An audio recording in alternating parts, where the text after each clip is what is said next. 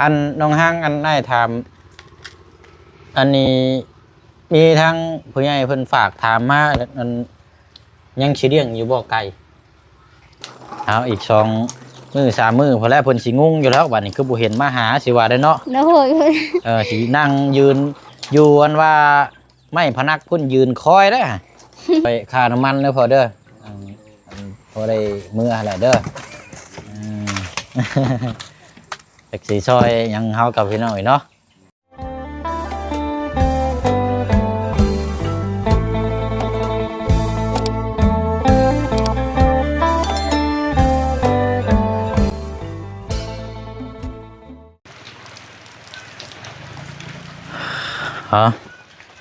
กับฟ้ากับฝนอีกคือเก่ามื้อนี้ก็โอ้ยเนาะเมื่อเราบ่เนาะทางประตู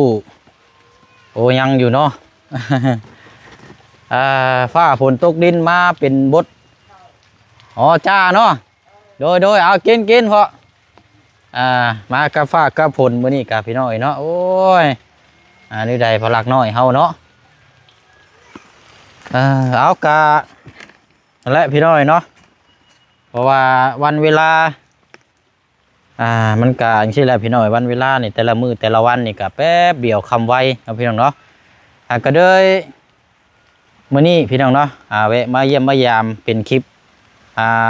สำหรับทางน้องพลักเนาะเพราะว่าทางพอน้องเปียวก็สิเดินทางกลับมื้อบ้านก่อนรอบนี้กับพี่น้องเนาะอีกจัก2 มื้อหรือว่า3 มื้อแล้วก็จังมาติดตามมื้อนํกันอีกเนาะพี่น้องเนาะเอาอะไรพี่น้องเนาะสบายดีเด้อพี่น้องเนาะสบายดีและสวัสดีพ่อแม่พี่น้องFC น้ำกันเบิร์ดสุคนเนาะพี่น้องเนาะเอาอันนี้ก็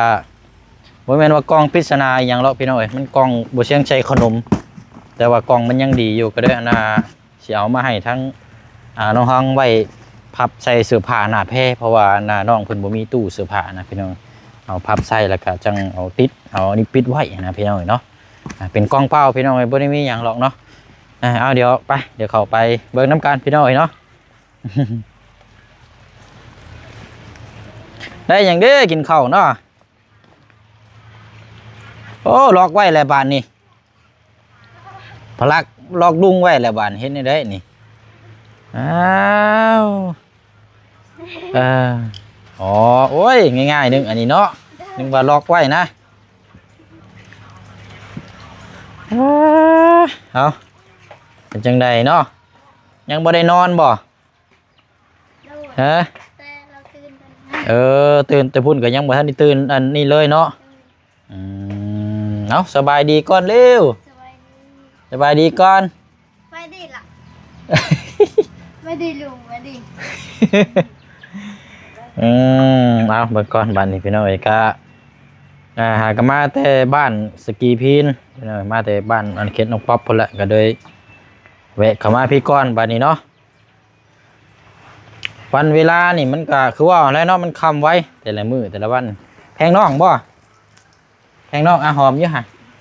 หอมน้องอยู่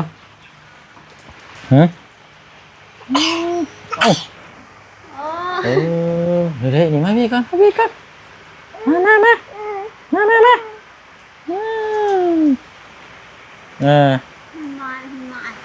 เอาเฮ็ดใจโอ้ยเหยียบน้องฉันเนาะโอ้ยเนาะได้ยังกินข้าวอยู่เทิงปลากระป๋องกับไข่ปลากระป๋องกับไข่บ่ได้ให้เจ้าอันนี้กล้องขนมโบเชียงอันเห็นมันยังดีอยู่ก็เลยสิเอามาไว้ให้นี่มาพับใส่เสื้อผ้าแพทย์เด้อ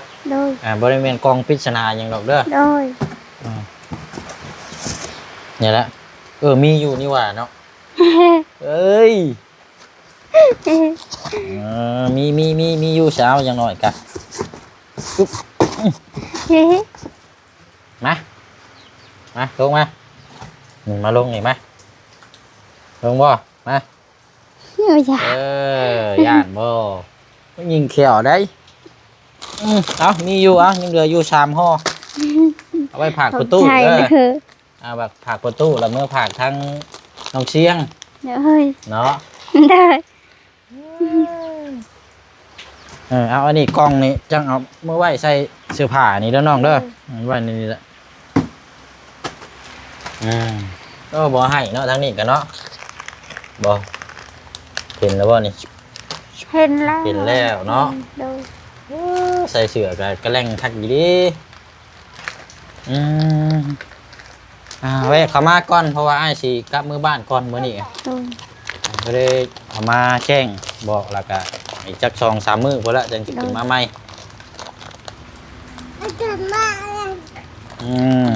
เป็นนี่ได้รถน้อยเฮายังได้อยู่เนาะ โดย เติมอยู่บ่น้ำมันนี่ฮะบ่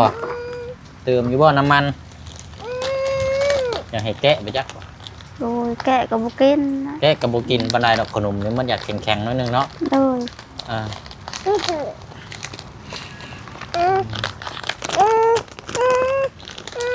แกะเบิ่งเราคิดว่าขนมอันยังบ่ทันได้กินจักเทื่อบ่จ๊ะเนาะฝนตกนี่มาตามงวนมีดเนาะ โดย ตามงวนมีดงวนอันนี้แม่นบ่ไปยุคแขวดีเนาะ แค่มีแล้วค่ะอ้าวเป็นลิ้น ไปยุส่วนหลายก็มากินขนมแบบนิ่มๆเนาะ กินแล้วบ่อันนมมื้อนี่ กินแต่ตอนเรานอนกิน เอามันยังหลอกไพ่นี่มันยังมันรุดไปในนี่นะ โอ้โหแหละมันนั่นน่ะเองมันหลุดเอง โอ้แต่ว่ามันหุ่งอยู่บ่ โดย โอ้ยพี่น้องชัดว่าแล้วนี่วันนี้มันสิหุ่งไปเฮาใช่มันบ่มีโคมอันนี้เนาะ โดย เพราะนั้นเขาเจ้าก็มักใช้นิยมมันหลอกไพ่แบบปุ่มๆนะพี่น้อง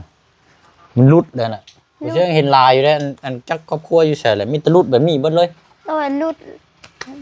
มันเปื่อยนะไอ้เนาะนะ โดยเปื่อ ว้าย ย นี่นะเป็นพลอยยังมาเลยอันนี้เนาะ โดย อืมนะจังไหนก็ความได้นี่ โดย คนแข็งแห้งไว้ครับเจอ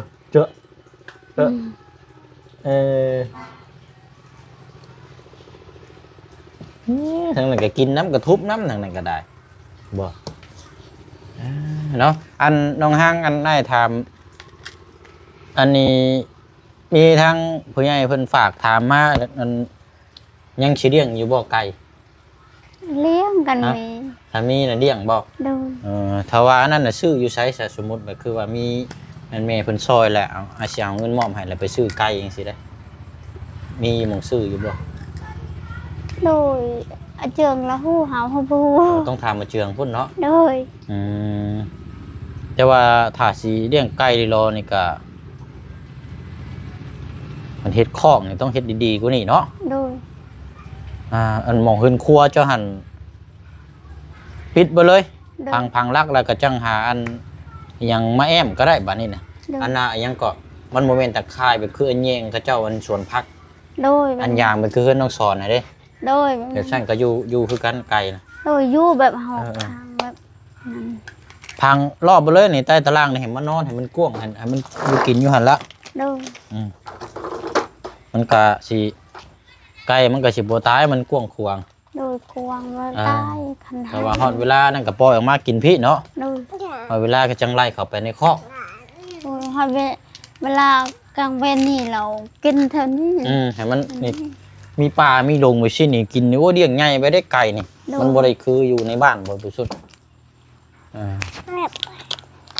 โอ้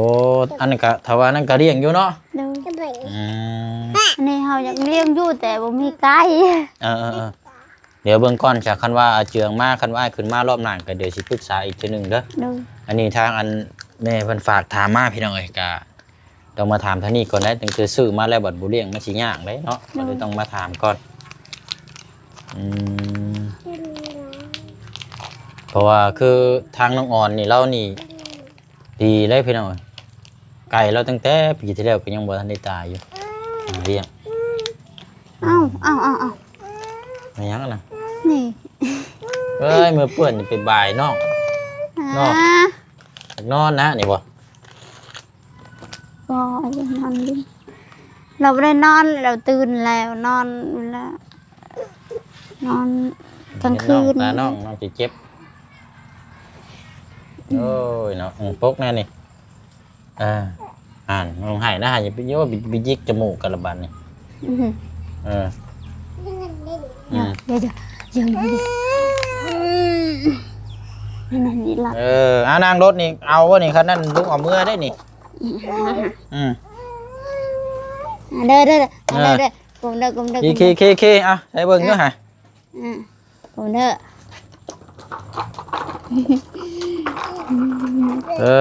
เอาหากบ่เฮ็ดเสียงด้วยฮะเฮ็ดเสียงบึ้นอยู่บึ้น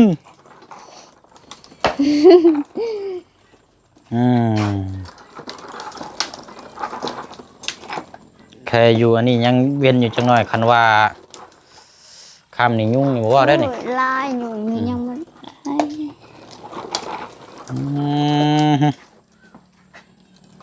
หักได้เนาะ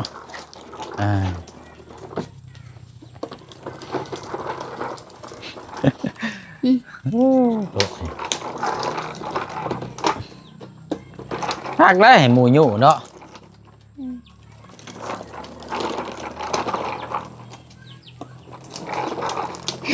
เอ้ยเนาะ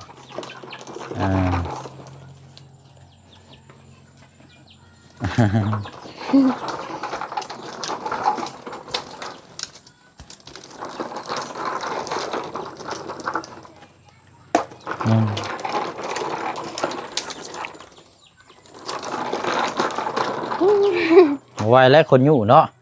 เป็นลมพอดีแล้วเด่นจังน้อยนี่ก็นอนอันนี้นะ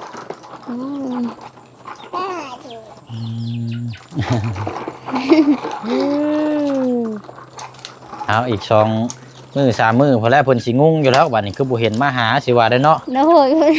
สินั่งยืนอยู่อันว่าไม่พนักพุ่นยืนคอยได้ฮะนี่ได้ดิสิว่าได้ฮะแบบเราเห็นอายจอดรถอยู่เพื่อนนั่นน้องชอนเราก็ห้องใส่เลยบ่โดยเราห้องใช่เลยคือว่าบ่ไกลๆนึงก็เห็นเนาะโดยเห็นคือว่าแล้วรถสีขาวเนาะโดยรถตอนนั้นเบาจันมาเราก็คิดว่ารถอายแน่นนะว่ากินนี่เสียงนะโดยโอ้เฮ็ดอีกเยอะฮะแน่นเฮ็ดเสียงแน่นก็ได้อะไรเด้อกลมเด้อ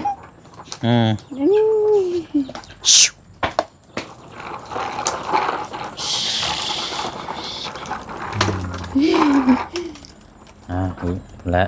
ไปสิยืนคอยอยู่ระเบียงแล้วน่ะไปใส่เล่สิว่าแล้วหันเนาะโดย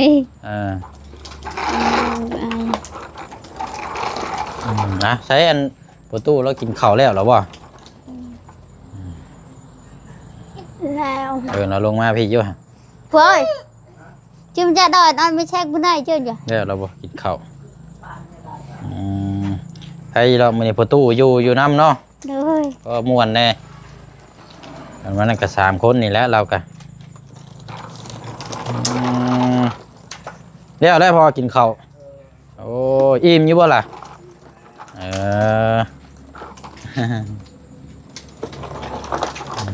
กินข้าวกินน้ำเนาะ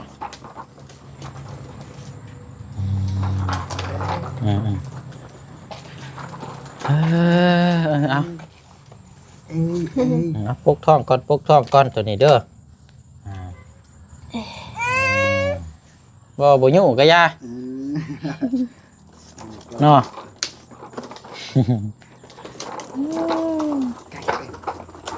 พอยุงตบในประตูนี่ตายละยุงล่าพูดดีๆเนาะอันมุ้งครอบมาเลยคือมีอยู่บ่ไม่มีเพื่อนเอามุ้งครอบก็ได้นี่มาครอบไว้เลยกันว่านั่นกันว่าเบิ่งผู้นั้นบัดตัวนี้แบบมาโดยยุงใส่เราได้ยุงลายเลยเอามุ้งครอบมาครอบไว้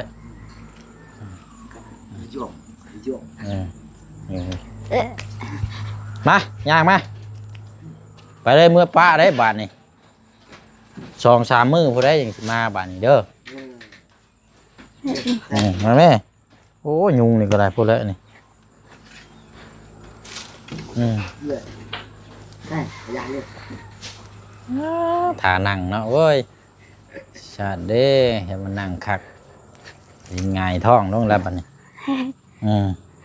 มั่วครับ เอามุ้งได้ขอบไว้หั่นจ้ะมันยุงมันบ่แม่นหรอกยุงมันปิวไว้ได้นั่นแหละมุ้งครอบแล้วก็ปิดไว้แล้วก็ให้เราลิ้นอยู่หั่นแหละเดี๋ยวจะมึงเยอะใช่ อะไรแม่เฮ็ดยุลิ้นเลยพี่น้องดีเอาครอบไว้บัดนี้แล้วบัดนี้ก็เบิ่งน้ำ ตู้มาเตือนติปืนนั้น เพราะว่ายุงลายเด้ เซิร์น เนาะพอเด้ออันมาเยี่ยมยามเราพี่น้องเดินทางมาไกลซอยค่าน้ำมันเด้อพอเด้อพอได้มื้ออะไรเด้อแท็กซี่ซอยยังเฮากับพี่น้องอีกเนาะไปเยี่ยมยามอยู่บ่ทางนั้นทางเพื่อนน้องปูนา เอาไปเยี่ยมยานี่ก่อนร้อย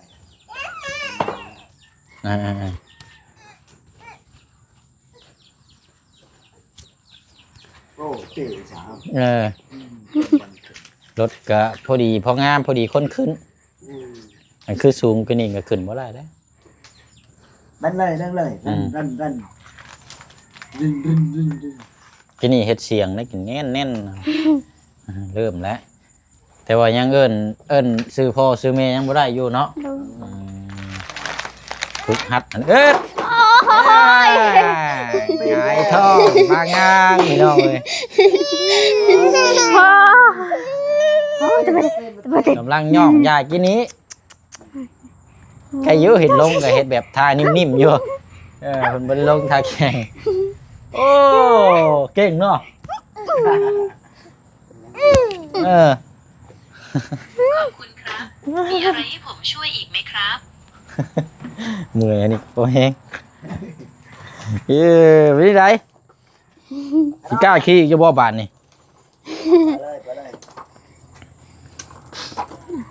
ยายท้องบางงางเลยกินนี่โดยเฮ้ยบ่เห็นเราชอบละปีน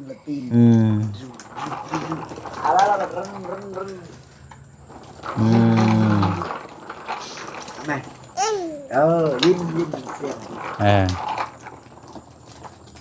ยินไอ้แม่น่ะยินนั่นแต่นั่นนะ หักแรกหมูยู่หันเนาะ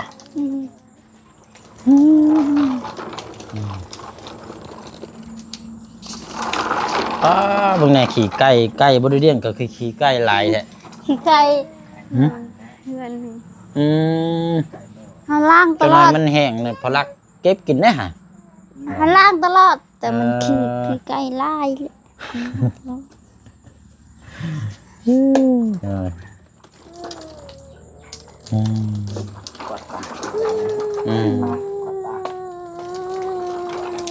เพราะมันแบบว่ามันมีแนวอยู่นึกกินได้มันก็เข้ามาไก่มันก็ได้กินท่านไก่ใหญ่เราไม่ได้ขึ้นไก่ตัวน้อยส่วนลายไม่ได้ไก่น้อยเนาะโอ้ย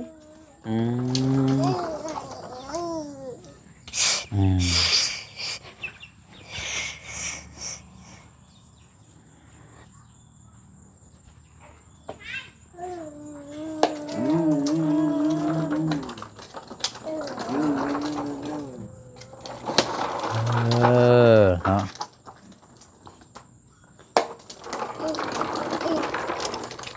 เป็นได้ม่วนอยู่บ่บึ้นบ่เนาะถึกใจแล้วแบบนี้เนาะขายาวยังว่าย่างที่ไปเองเลย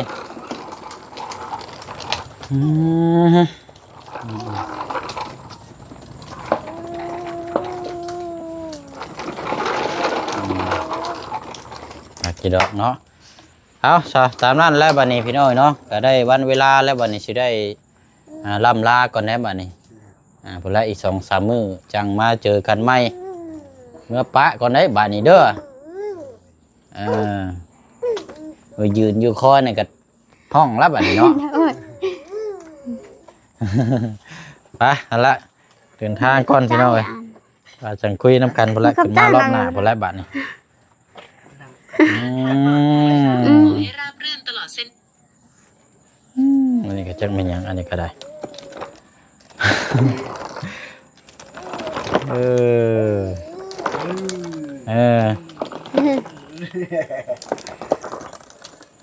ปลาลัดเงา ไปตามนั่นเลยวันนี้เด้อน้องห้างเด้อ โดย เอาแล้วก็อยู่เพื่อนซาลานเป็นกะทั้งเจืองบอยู่กะและมาล็อกประตูยังเรียบร้อยเนาะ โดย ดูแลและเอาอยู่กับลูกน้อยเนาะเพื่อนซาลานเป็นล็อกจะปีละจังว่ากันไหมไปก็เด้อวันนี้เด้อ โดยสบายดี ไป บ๊ายบายบ๊ายบาย บ๊ายบายนะบ๊ายบายบ๊ายบายบ๊ายบาย บัดเราเว้าไล่พอแล้วจังสีอันนี้เนาะ โดย อันนี้ยังเว้ายังบ่ทันได้อยู่เนาะมา เอาเบอร์นี้ มา